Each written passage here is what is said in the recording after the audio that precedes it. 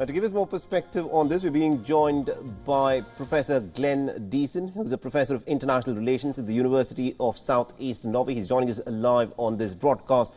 Now, Professor Deason, this is a serious escalation in terms of what is happening at this moment in the Red Sea corridor, especially at the choke point, Bab el-Mandeb, where the Houthis appear to have, in the last 72 hours, staged a number of attacks on many of these cargo ships, which has resulted in the second biggest shipping company in the world, Maersk, to now suspend operations through the Red Sea corridor. How do you see this escalation? Well, I think this was what many people had also been predicting. Well, people at least have been looking at how this war between Israel and Palestine would escalate and also spread, because it seems like this will become a wider regional war.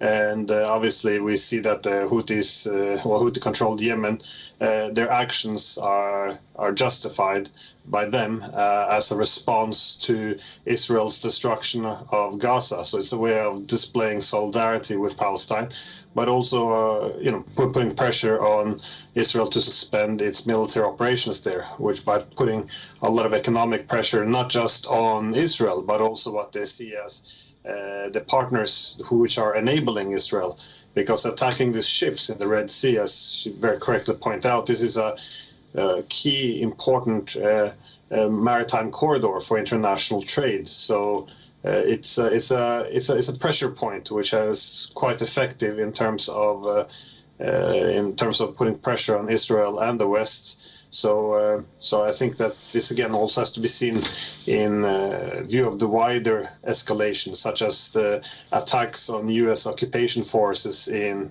Syria and Iraq. Obviously not by the Houthis, but it shows that it's very difficult to contain this this war ongoing. It's one thing for these certain of these militia elements to be attacking American bases, like for instance they've done in Iraq. But the fact is, what has now happened in the last 72 hours is Maersk, the second biggest shipping company in the world, has now suspended its operations through the Red Sea corridor because it's now simply unsafe. The fact that insurance payments for shipping through this corridor have now gone up by tens of thousands of dollars, this is according to reports. Now, this means that if this continues for a longer period of time, the global economy would suffer because of a sharp inflation that would be set in, because the supply chain linkages would just break through this very crucial sea corridor. Yeah, I think about 10% of international trade will go through this corridor, and it's a very narrow strait as well.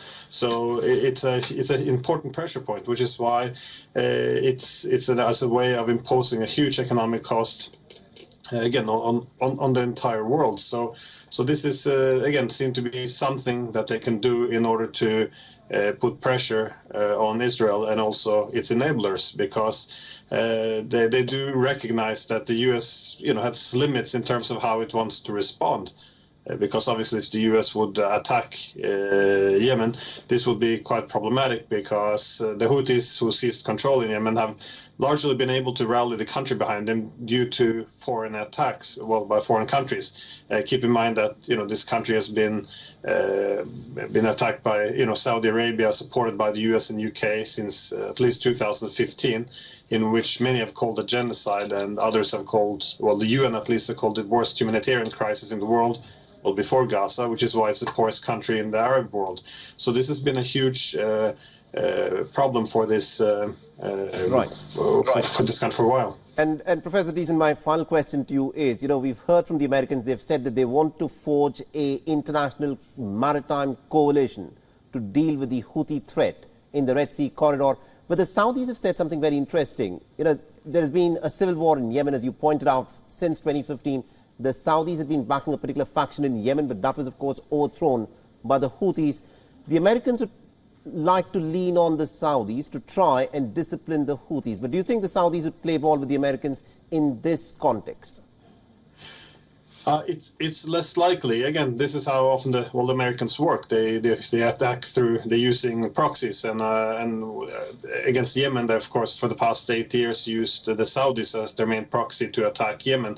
But again, this time it might be a bit different, especially given that the Houthis are responding to Israel's attack and destruction of Gaza, which makes it more difficult.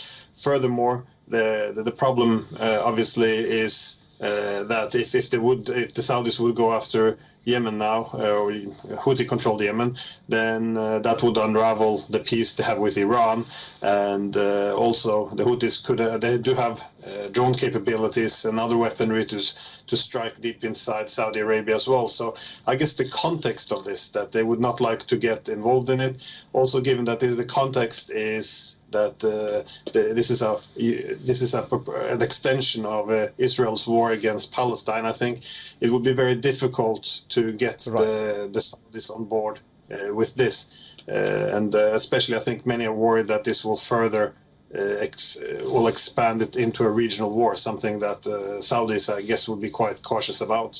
Absolutely, indeed. Thank you very much, indeed, Professor Deason, for joining us from Oslo and getting us that perspective there.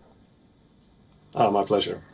WION is now available in your country. Download the app now and get all the news on the move.